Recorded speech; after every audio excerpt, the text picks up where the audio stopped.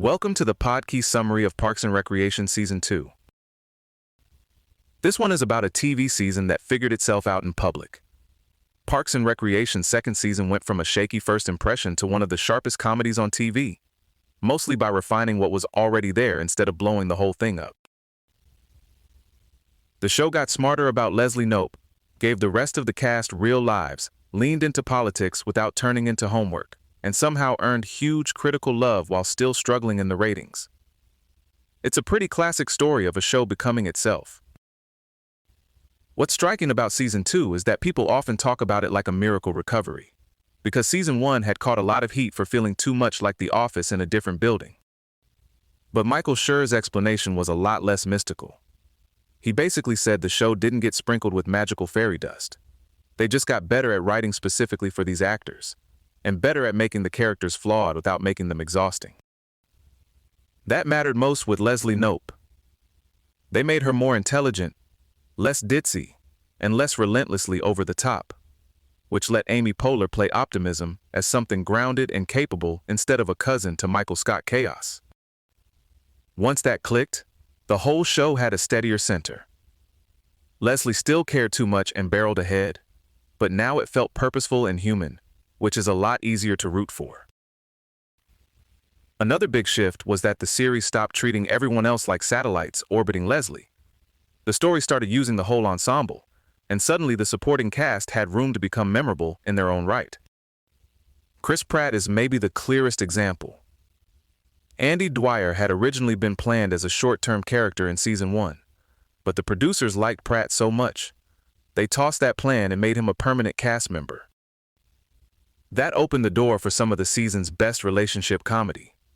April's growing affection for Andy gave her deadpan weirdness, something unexpectedly sweet to bounce off of.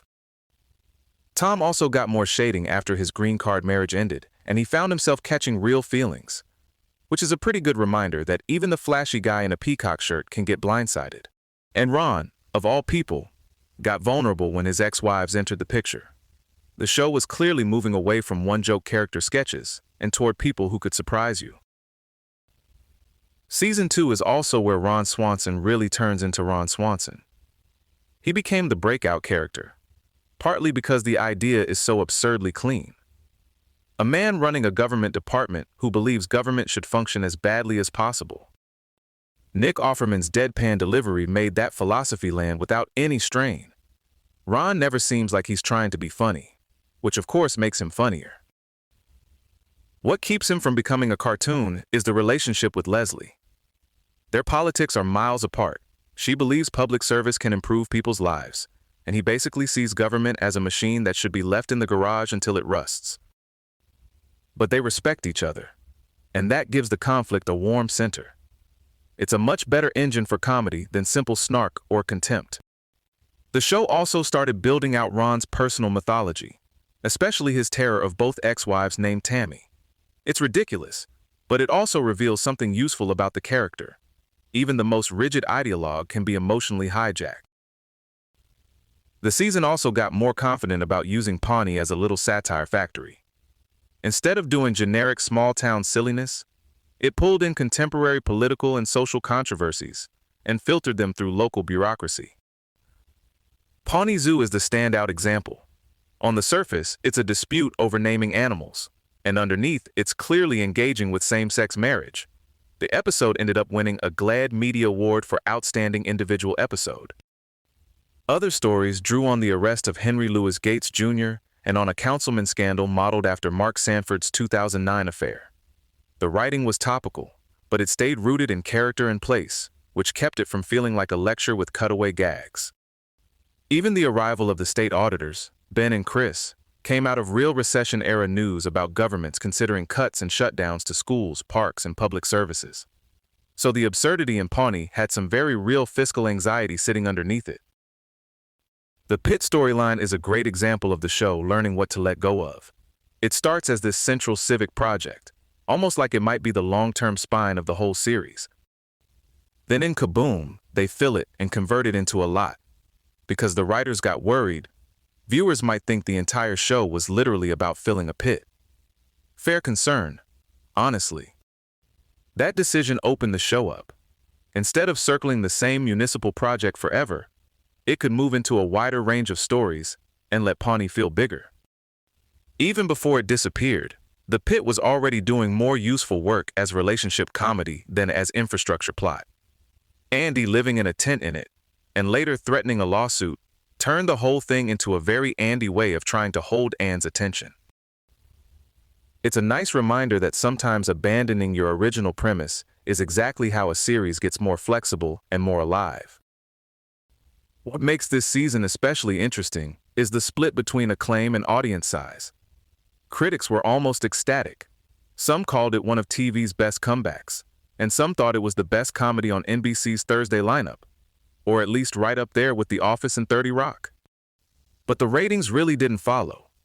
The 24-episode season averaged roughly 4.60 to 4.68 million households, which was down from about 5.38 million in Season 1 and below Community, 30 Rock, and The Office.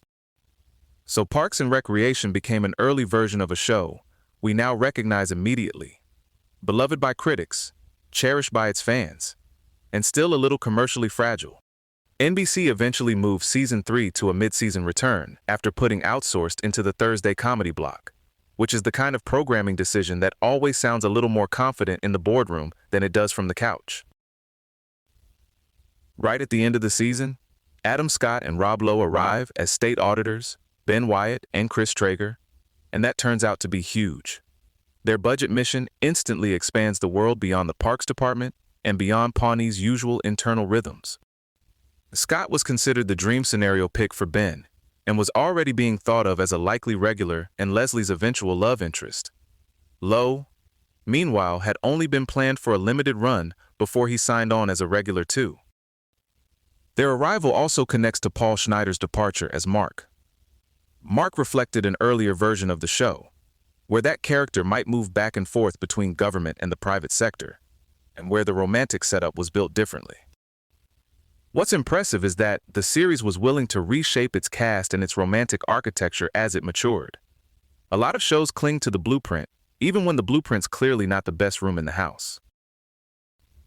There was also some practical adaptation happening off-screen.